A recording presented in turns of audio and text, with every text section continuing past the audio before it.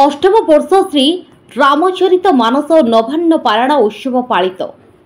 Bahanaga block खंतापड़ा थाना अधीन चितापदा ग्राम निवासी करुणाकर दास प्रांगण में अष्टम वर्ष श्री रामचरित मानस नवान्न पारायण उत्सव महाडंबर सहित पालित हो जाइछि।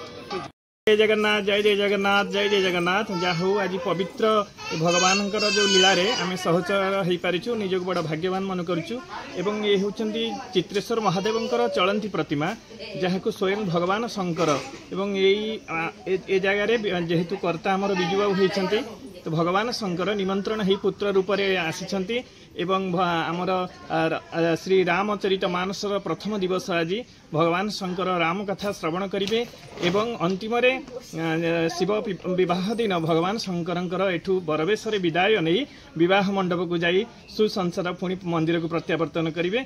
ये होची विशेष विशेष यही कार्यक्रम भितर आम ए भगवान शंकर को समस्ते वंदापना करिबा भगवान शंकर को दर्शन करी निज को कृत्यकृत करिबा। जय जय जगन्नाथ जय जय जगन्नाथ जय जय जगन्नाथ। विजय कुमार दास और दिलीप कुमार दास को अध्यक्षतार 9 दिन धरी कार्यक्रम हेउथुवा बेले आज उत्सवर प्रथम दिवस घट उत्तोलन प्रभु प्राण प्रतिष्ठा होमयज्ञ पूजा पाठ सहित बाबा चित्रेश्वर महादेवंकर आसंता जून 11 तारिख में हेबाकु थिबा विवाह कार्यक्रम आज शुभारंभ हो जाइछि। 9 दिन धरी यह पूर्वाह्न पारायण अनुष्ठित हेउथुवा बेले धवलेश्वर पूजक दीनबंधु पंडा सुदूर भुवनेश्वर प्रवचक जानकीनंद महाराज पूजक रवीन्द्रकर जोगदे महाप्रभु कार्यक्रम में जोग देथिले। एही कार्यक्रम शेष दिवस शीतल षष्ठी दिन बाबा चित्रेश्वर महादेवंकर बेश होई माता पार्वती को विवाह करने पाई साथी रे बरयात्री को नहीं विवाह कार्य संपूर्ण हेबो बोली श्री दास कहिसंती।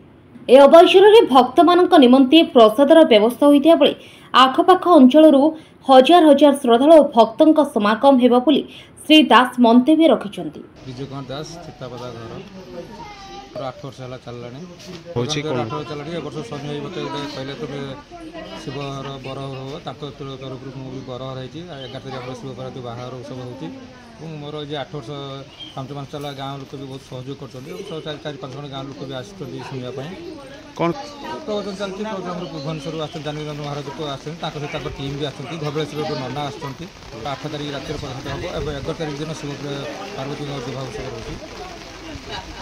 खंतापड़ार महेश पल्ली रिपोर्ट अपराह्न लाइव।